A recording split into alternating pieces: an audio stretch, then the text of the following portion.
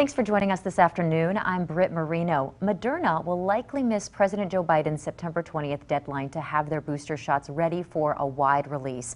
Health officials say the FDA needs more time to review Moderna's application, calling the data inadequate. Health regulators do expect the Pfizer booster shots to be ready to go by the 20th.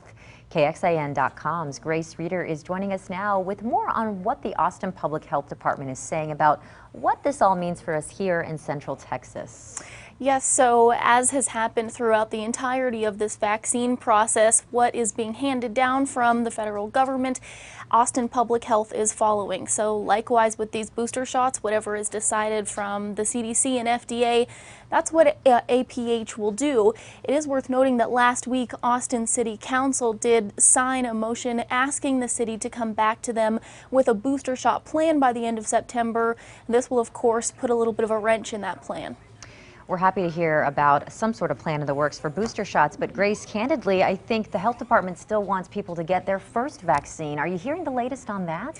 Yeah, Dr. Desmar Walks, the local health authority today, did say that they're really focused on getting people those first and second shots. Those people, of course, are not protected at all against COVID-19, whereas if you've gotten those first round of vaccines, you do still have protection against the virus. And we have also heard a lot, they're talking specifically about getting those vaccines to underrepresented communities. We know that the Hispanic community here and the Black African American community here in Austin have been vaccinated at lower rates than people who are white. And we've heard from people in those communities, Grace, and oftentimes they say there's a lot of mistrust between the government and those communities of color, or perhaps, doctors and communities of color. Is the health department saying any sort of way they're trying to reach these people or trying to get the message to people in those communities? Yeah, they're trying to use people who live and work in those communities, people that are trusted to communities of color, to talk to people in their communities about getting the vaccine. There's also what sounds like a town hall for specifically underrepresented communities on the way. So they do recognize that this is an issue, and they are trying to get those people the resources and the help.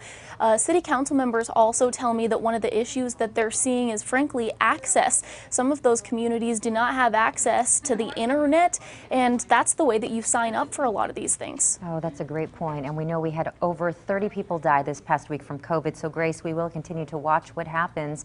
And thank you very much for your time today. To learn more about today's Austin Public Health meeting, head over to KXAN.com and click on that story.